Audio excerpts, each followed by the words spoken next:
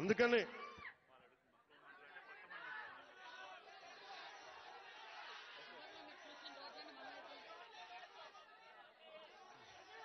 రమ్మంటా ఒకసారి, ఇప్పుడు కాదు, విను, ఒక నిమిషం. నాకు మక్కువ మండలం అంటే చాలా మక్కువ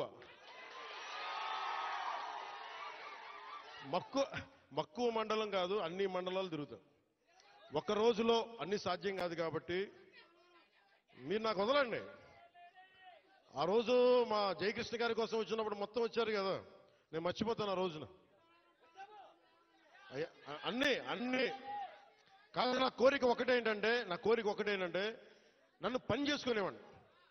మీరు నా మీద పడిపోతే రోడ్డు వేసారు, ఇందాక అడుగుతా ఉన్నా, రోడ్డు వేద్దామంటే కనిపించలేరు. మీ అందరికి దండం పెడతాను బాబు, నాకు రోడ్డు చూడండి ఇవ్వండి. ఓజీ ఓజీ ఓజీ అంట.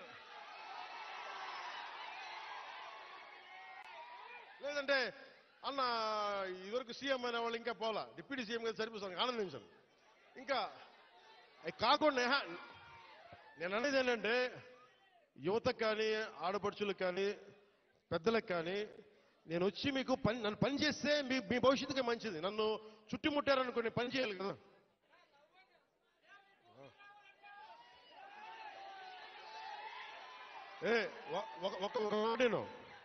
ఒక మాటేనండి. ఉత్తరాంధ్రలో మీరు తెలుగు నేర్పించిన నేల ఇది, వాడుక భాష నేర్పించిన నేల ఇది, తిరుగుబాటు అంటే నేర్పించిన నేల ఇది. అంటే మనల్ని ఎవరన్నా దోపిడీ చేస్తుంటే ఎదురు తిరిగే నేల ఇది. మీరు ఈరోజు ఏమైపోయారంటే, మీరు సినిమాల మోజులో పడిపోయి మీరు పోస్టర్లు పెట్టి ఓజీ లేదంటే మిగతా హీరోలకి జైజీలు కొట్టి ఇవన్నీ కొట్టండి. కానీ మీరు గనక మీ జీవితం బాధ్యత తీసుకోకపోతే ముందుకెళ్ళారు. మీరు మాట్లాడితే అన్నా మీసం తిప్పు అంటారు. నేను మీసం